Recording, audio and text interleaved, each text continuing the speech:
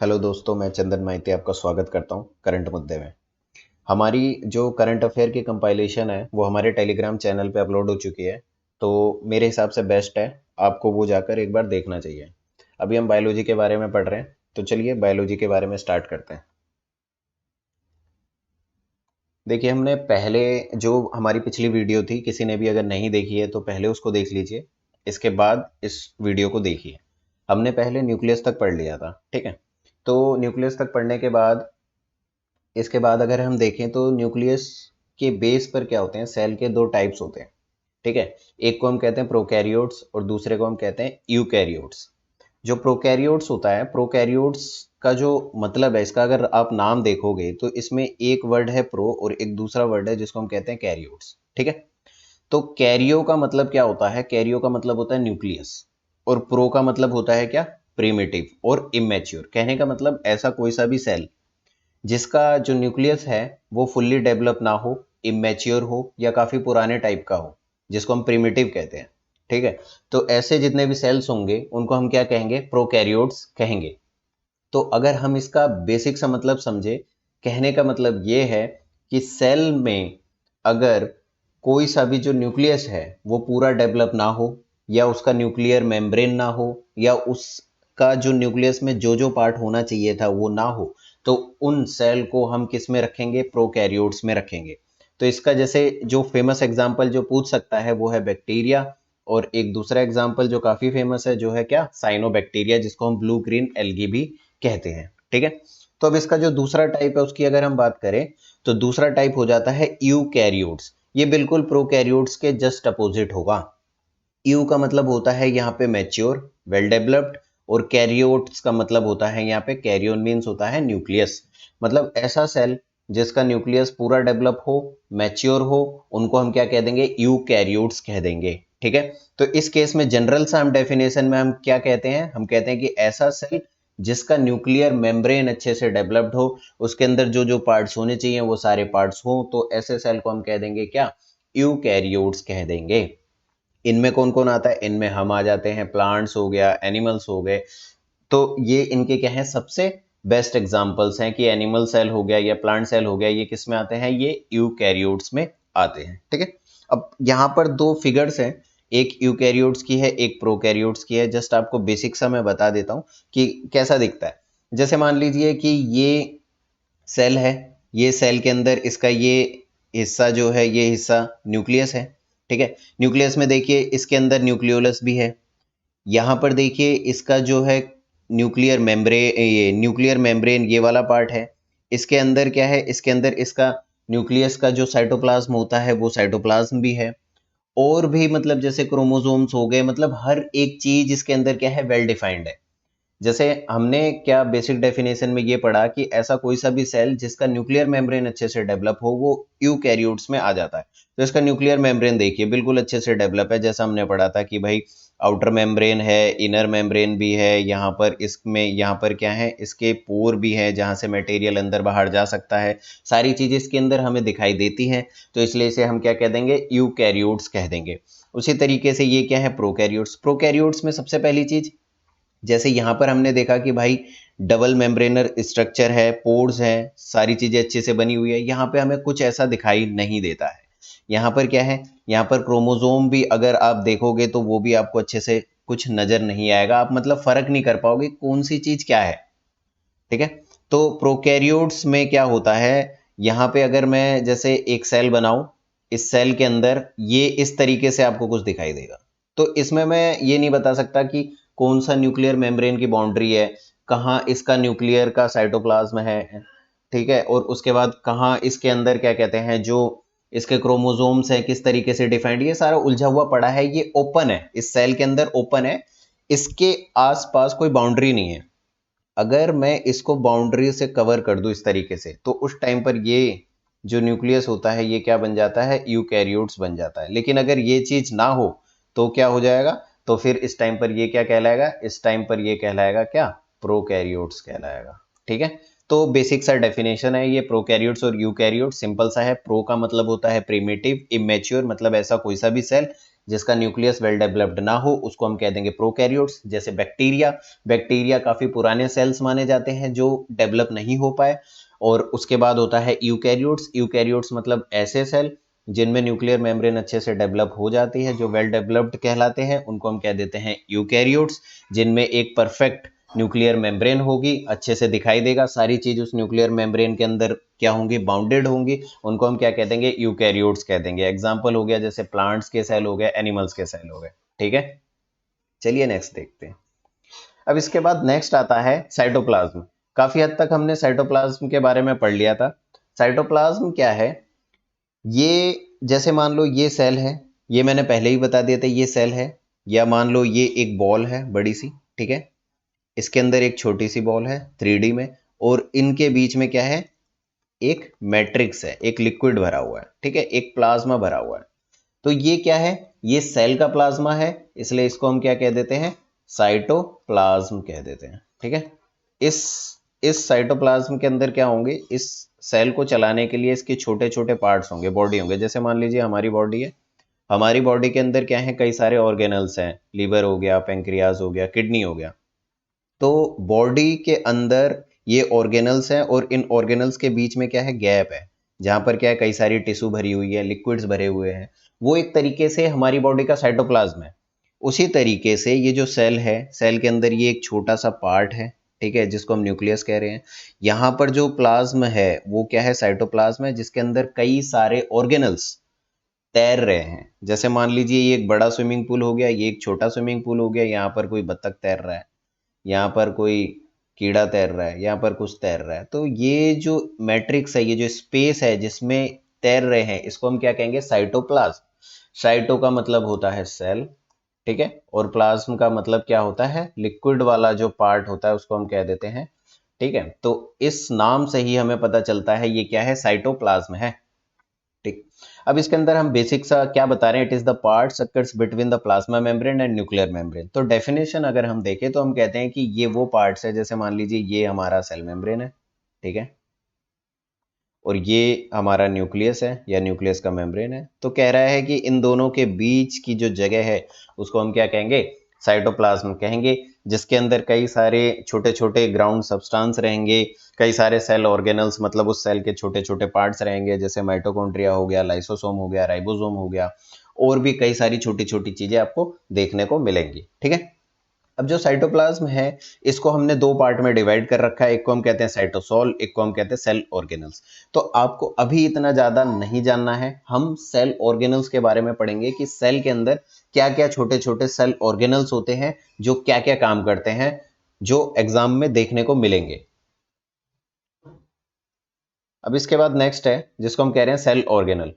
Cell organelle क्या होता है, जैसे बता दिया कि हमारी एक बॉडी है, बॉडी के अंदर क्या है, जैसे लीवर हो गया, पेंक्रियाज हो गया, हार्ट हो गया, किडनी हो गई। तो सबका अपना अलग अलग स्पेसिफिक काम है, जिसके थ्रू क्या हो रही है, हमारी बॉडी सर्वाइव कर रही है या काम कर रही है।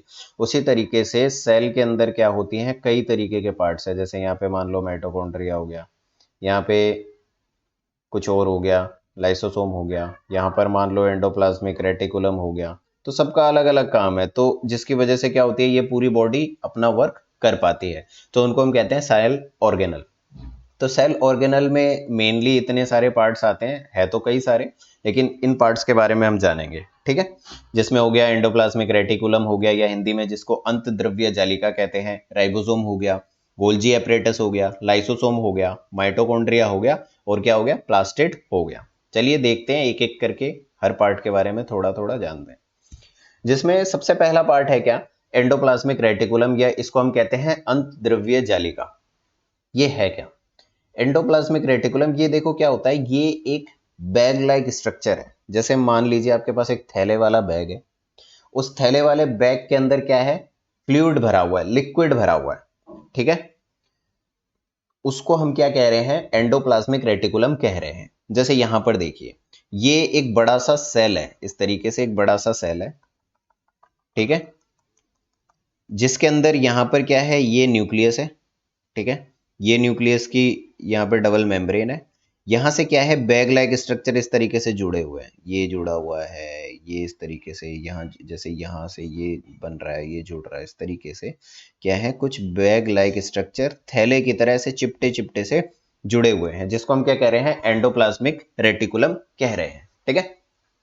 अब ये जो एंडोप्लाज्मिक रेटिकुलम होते हैं, इस पे क्या होते हैं, दो टाइप के ये होते हैं। एक होता है रफ एंडोप्लाज्मिक रेटिकुलम, एक होता है स्मूथ एंडोप्लाज्मिक रेटिकुलम। रफ का मतलब सिंपल सा होता है, जो देखने में रफ होगा। स्मूथ का मतलब जो क्या होगा, स्मूथ होगा। ठीक है। रफ को हम खुरदरी अंतद्रव्य जालिका भी कह देते हैं, और स्मूथ को हम चिकनी अंतद्रव्य जालिका भी कह देते हैं। अब थोड़ा सा इनके बारे में जानते हैं कि ये क्या क्या चीज है, क्या काम करती है। जैसे यहाँ पर सबसे पहला है रफ एंडोप्लाज्मिक रेटिकुलम की बात कर रहा है। तो रफ एंडोप्लाज्मिक रेटिकुलम में क्या होता है कि जैसे मान लीजिए ये हमारा न्यूक्लियस मेम्ब्रेन है, तो इसके यहां पर ना कुछ इस तरीके से आपको स्ट्रक्चर दिखाई देगा।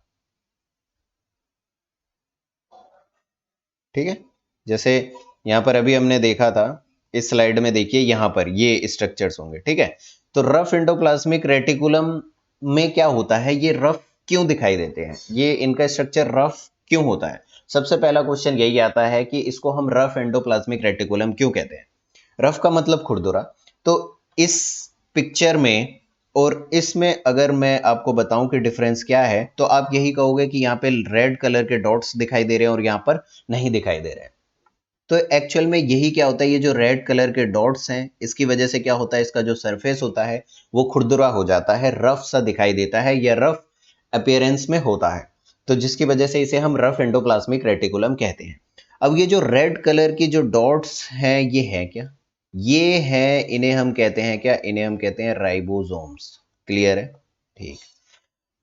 तो ऐसे एंडोप्लाज्मिक रेटिकुलम जिनकी बॉडी पर राइबोसोम्स प्रेजेंट रहेंगे, उनको हम कहेंगे रफ एंडोप्लाज्मिक रेटिकुलम। जिनकी बॉडी पर राइबोसोम्स प्रेजेंट नहीं रहेंगे, उनको हम क्या कहेंगे, स्मूथ एंडोप्लाज्मिक रेटिकुलम कहेंगे। ठीक है। ठीक। तो अब देखो करता क्या क्या है। जैसे रफ एंडोप्लाज्मिक रेटिकुलम की बात करें, तो इसकी बॉडी पर क्या अटैच रहते हैं, इसकी बॉडी पर यहाँ पर क्या अटैच रहते हैं, राइबोसोम्स अटैच रहते हैं। इसकी बॉडी पर क्या अटैच रहते हैं, राइबोसोम्स अटैच रहते हैं। तो ये राइबोसोम्स जो होते हैं, ये क्या काम करते हैं, ये जो प्रोटीन होता है उस प्रोटीन को बनाने का या सिंथेसाइज करने का काम करते हैं।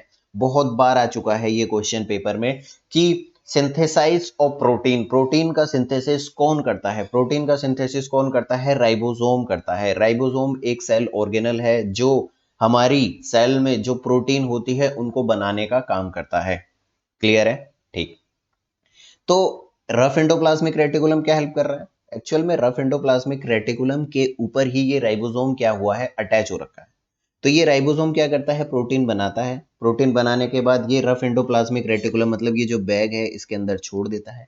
इसके अंदर छोड़ने के बाद क्या होता है, इसको यहां से एक दूसरा हम सेल ऑर्गेनल पढ़ेंगे जिसको हम कहते हैं गोल्जी एपरेटस, वहां पर भेज दिया जाता है दोबारा क्या करने के लिए, उसका अपग्रेडेशन करने के लिए। जैसे मान लीजिए एक बच्चा है, बच्चा क्या होता है, 5 साल का है, 10 साल का है, 15 साल का है, 20 साल का है। अब हम कहते हैं कि भाई 20 साल में वो एडल्ट हो गया है, वो काम कर सकता है। उसी तरीके से एक जो प्रोटीन होती है उसको हमें डेवलप कराना होता है, उसको हम मैच्योर कराना होता है, जो लास्ट में जाकर कहाँ पहुंचता है, गोल्जी बॉडी में पहुंचता है। और गोल्जी बॉडी में पहुंचने के बाद उसको क्या कर दिया जाता है, जहां उसकी साइट है, लोकेशन है, वहां पर भेज दिया जाता है। तो आपको दो चीजें याद रखनी है। एक तो रफ एंडोप्लाज्मिक रेटिकुलम में क्या होता है, राइबोसोम अटैच होता है, इसकी वजह से इसका जो सरफेस होता है वो खुरदुरा होता है, रफ होता है, इसलिए इसे हम रफ एंडोप्लाज्मिक रेटिकुलम कहते हैं।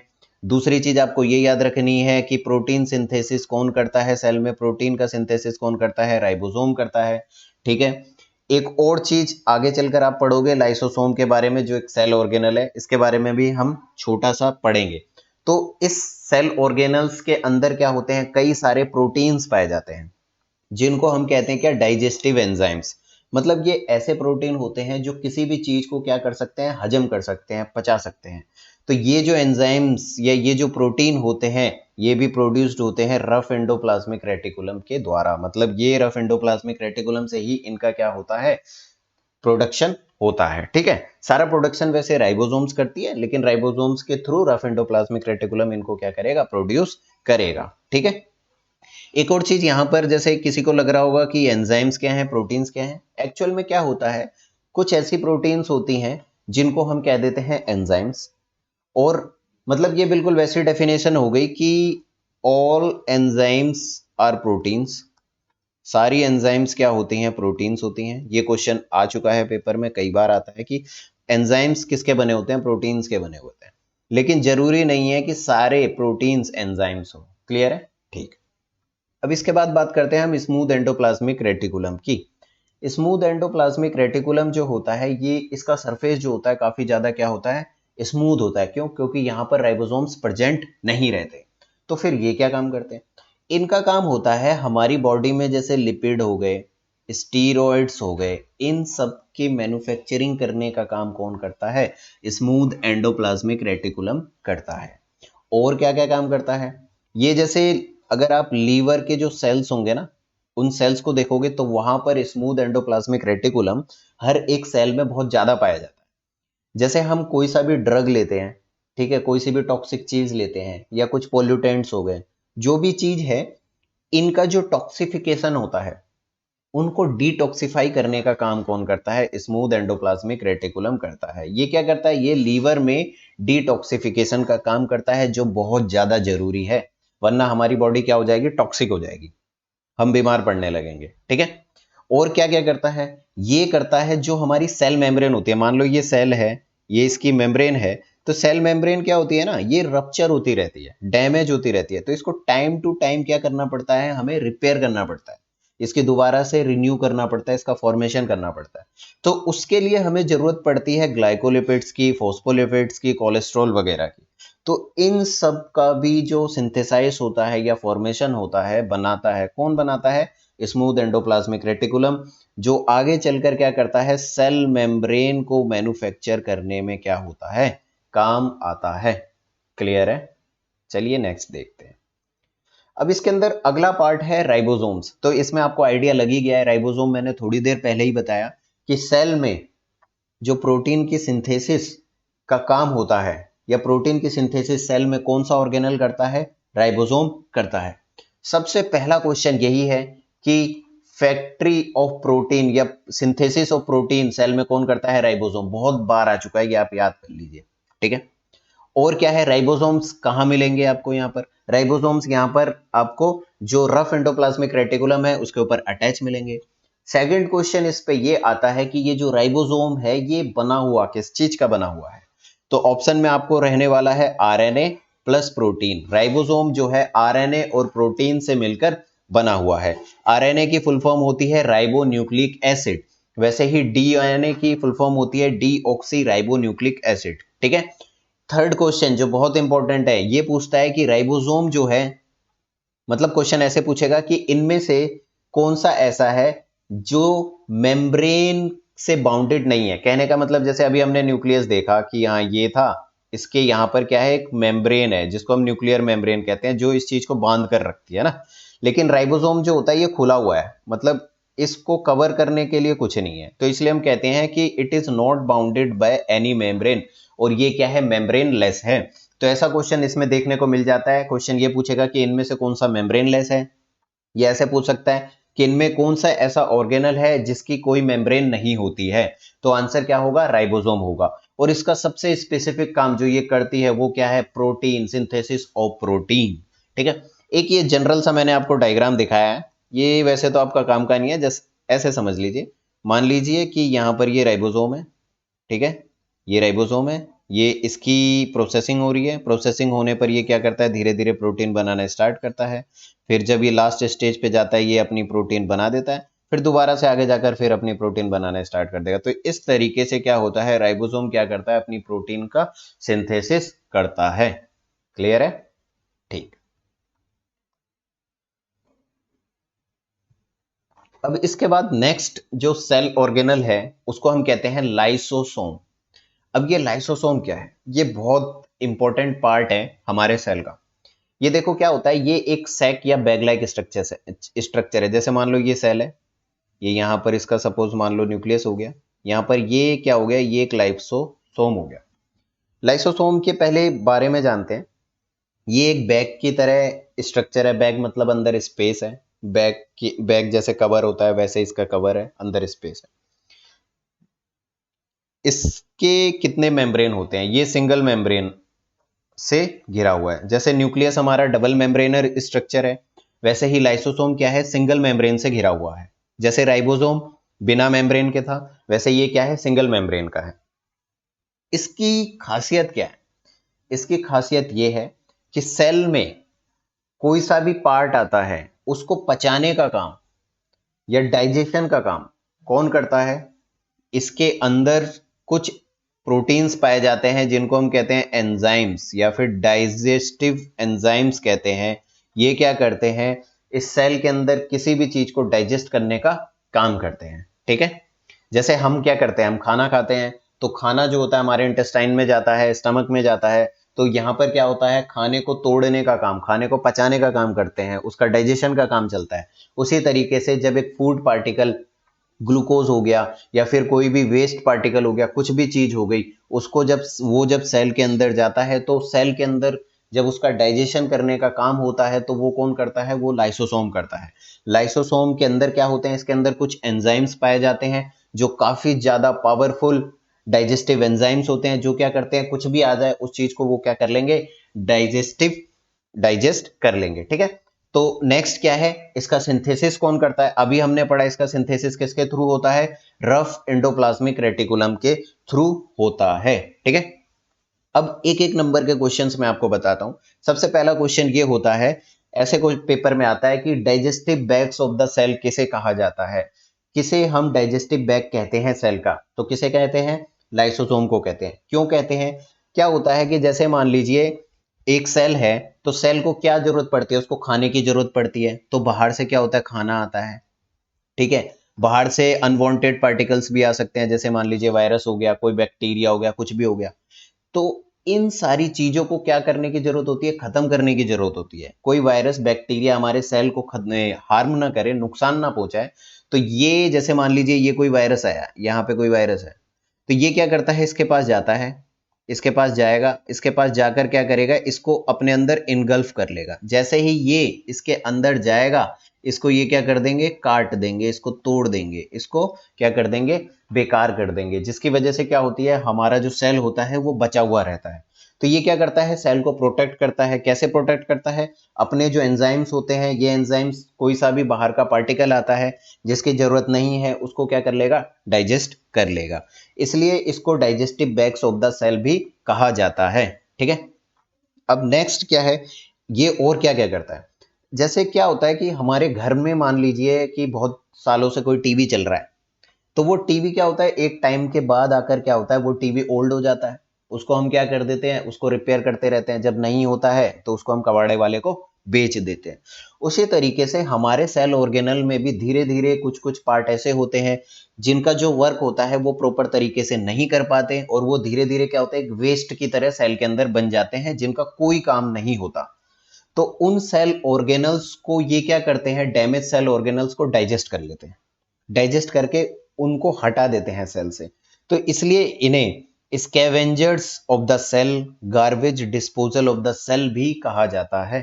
ठीक है, अब इसके बाद सबसे बेस्ट और बड़ा क्वेश्चन जो आता है एग्जाम में, पूछते हैं कि suicidal bag of the cell या आत्मघाती थैली सेल का किसे कहा जाता है? ठीक है, तो ये किसे कहा जाता है? ये भी लाइसोसोम को कहा जाता है। ठीक, तो इसमें क्या होता है, कभी कभार क्या होता है सेल के अंदर, जैसे क्या होती है ना, कुछ चीजें होती हैं जो क्या होती हैं, ब्रेक डाउन कर जाती हैं। सेल के अंदर कई सारे पार्ट्स होते हैं, कभी कभार क्या होता है, ब्रेक डाउन कर जाते हैं। तो ब्रेक डाउन करने के बाद क्या होता है, या मान लो सेल बहुत ज्यादा हद तक डैमेज हो जाता है, तो ज्यादा हद तक डैमेज होने के बाद क्या होता है, वो रिकवरी नहीं कर सकता अपनी।